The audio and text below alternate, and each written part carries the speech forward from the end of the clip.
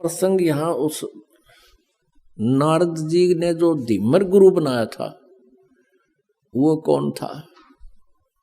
वो एक पुण्य आत्मा थी। किसी समय परमेश्वर कबीर जी की शरण में रहे थे, लेकिन हम कुछ दिनों के बाद इस काल के ज्ञान के ऊपर फिर दोबारा टिक जाते हैं, भगवान की भक्ति त्याग देते हैं।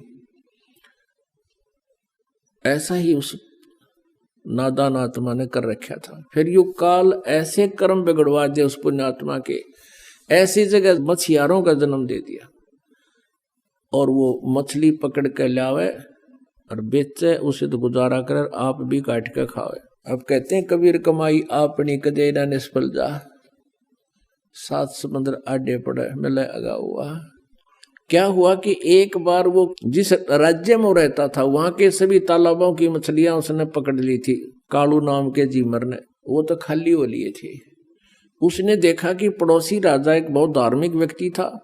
उसने सब जगह ये आदेश दे रखा था कि मेरे राज्य में हिंसा नहीं हो, जीव हिंसा नहीं हो, और इस कारण से किसी भी तालाब में कोई मछलियां नहीं पकड़ता था।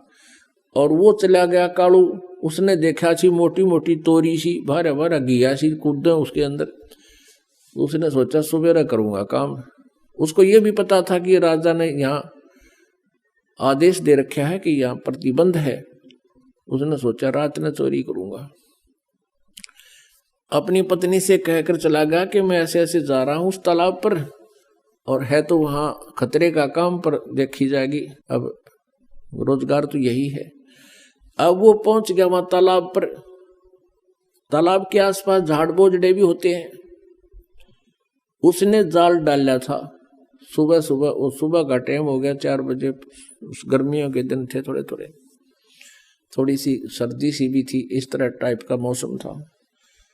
तो उसको सर्दी लगी, तालाब में से निकला। उसने क्या करा, एक अग्नि जला ली हाथ सेकने के लिए। अग्नि जलाई, लकड़ तोड़कर हाथ उठ सेके।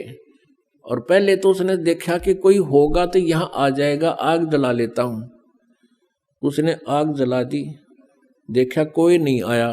कोई पहरेदार होगा तो होगा भी, कैसे है, बातचीत पूछा, कह दूंगा विरा चलता हूँ, ठंड लग रही है, थोड़ी हाथ सेकूं, थोड़ी थोड़ी सर्दी सी थी। कोई नहीं आया तो उसने जाल डाली थी। उधर से उसी नगरी का राजा, उस क्षेत्र का राजा हाथी पर सवार हो गए, और उसी के साथ साथ से रास्ता था दूसरे शहर में जा रहा था। और एकदम मोड़ मुड़ता था। उस मोड़ के मुड़ते ही राजा का पूरा काफिला एकदम बाहर आया, और उसकी नजर पड़ी, वो सारा ही 4 किले का फैसला था मोड़ का। एकदम घबरा गया वो कालू जीमर कि भाई आज तो बात बिगड़ेगी, राजा आ गया और आज तेरी सजाए मौत होगी, तेने कानून तोड़ दिया। वो डर गया।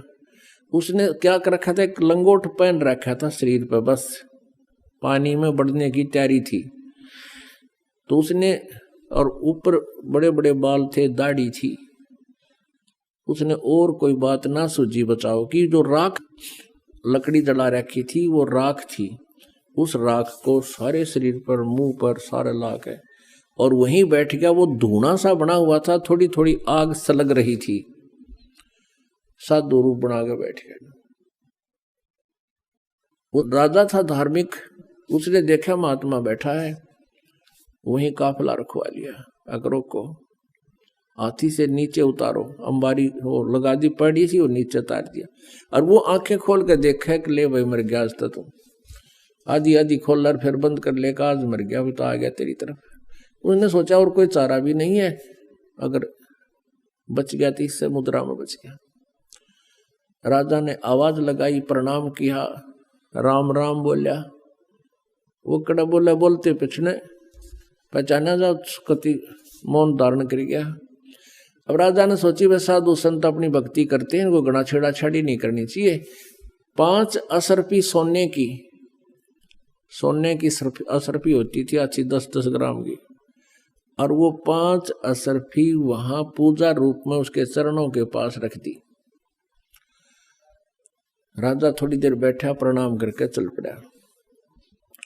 उधर से उसके डरते की, क्योंकि पिछले संस्कार अच्छे थे, उसका वो समाधिस्थ हो गया। और ऊपर सोपन सा देख रहा है। उधर से उसकी पत्नी को चिंता हुई कि आया नहीं, दिन के 10 बज गए। वो चली करता है, जिस सरोवर का वो कह के गया था वहीं जाकर देखा तो क्या कर रहा है, साधु बना बैठा। और उसकी पत्नी ने पहले तो उसको आवाज लगाई कि तू मर रहे गाड़ा की, तू बैठा है, चल जल्दी करने, कोई अड़ा आ गया, यहाँ आ गया, तुझे पकड़ लेगा। वो ना उठिया तो उसका एक मारा कड़मड़ थप्पड़ के खड़ा हो ले तू। उसने नो कहा मैं तो आज आया था जी, आज आया था जी। उसने सोचा ये राजा के सर्वेंट आगे की तय, नो कहा जी मैं तो आज पहली बार आया था। उसने देखा उसकी पत्नी अपनी पत्नी से कहने लगे राजा कहाँ गया। उसकी पत्नी बोली राजा कौन था? राजा आया था यहाँ से। वो बोली राजा आता तेने छोड़ देता। फिर उसने देखा 5 असरफी रखी है। अब देखो कैसे परिवर्तन आता है। अब उसने नो सोच ली कि हे भगवान, हे परमात्मा, तेरे नाम पर मैंने तो नाटक सा कराया था, एक नकली स्वांग भरा था आपकी शरण का, और इतना ही मैं अपनी इतनी हमें सुरक्षा भी दे दी, मेरी जान भी बख्श दी, ये 5 असरफी दे दी, मैं 10 साल भी इतनी कमाई नहीं कर सकता जो आपने मेरे पास रखवा दी। उसी दिन से बैराग हो गया कि हे परमात्मा, तेरे नाम में, तेरी शरण में इतनी शक्ति, इतना सुख। अपनी पत्नी से कह दिया कि ले ये तेरी 10 साल की 20 साल की कमाई है यार, ले जा तू, और मैं आज के बाद मछली पकड़ू को नहीं।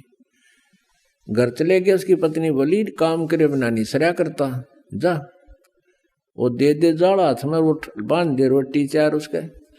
और वो चल पड़े, बैठ के जंगल में खा कर रोटी, अन्नो देखे भगवान, नो क्या करें, गुरु बिन मोक्ष नहीं होता।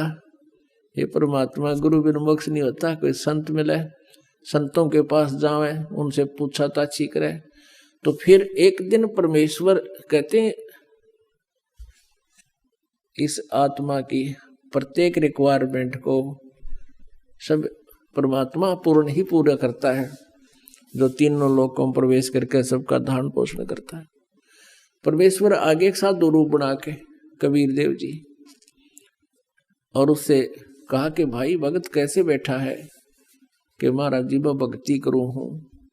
परमात्मा ने कहा भाई गुरु बिन बात तो ना बनाया, गुरु तो होना चाहिए। कहा जी गुरु तो होना चाहिए, आप बन जाओ मेरे गुरु जी। कहा भाई ठीक है, मैं बता देता हूँ, नाम ले, भक्ति कर, ऐसे ऐसे करना, ये करना, ऐसे नहीं करना। अब उसने करी डट का साधना, और कुछ ही दिनों में उसको काफी उपलब्धि होगी। उधर से वो जो गुरु था, अब उधर नारद जी को एक ऐसी समस्या पैदा होगी थी। उसको कहा गया था कि आज सवेरे तू जावे और उसको गुरु बना ले, जब तेरा कल्याण होगा। तो सवेरे सवेरे वो जा रहा था किसी घाट के स्नान करने के लिए, आगे से वो कालू झीमर मिल गया उसने। तो उसको उन्होंने गुरु बना लिया। उस कालू झीमर ने उसको बताया कि ये नाम जाप कर ऋषि जी, जब तेरा कल्याण होगा।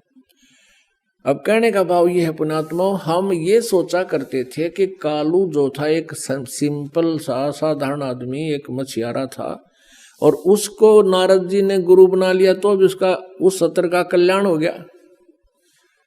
अब उस समय वो कालू झिमर नहीं था, उसने सारी बुराई छोड़ दी थी, वो संत बन गया था।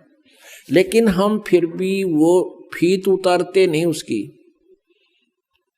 उसको फिर भी धीमर कहा करते थे, झीमर कहा करते, जबकि वो परम संत हो गए।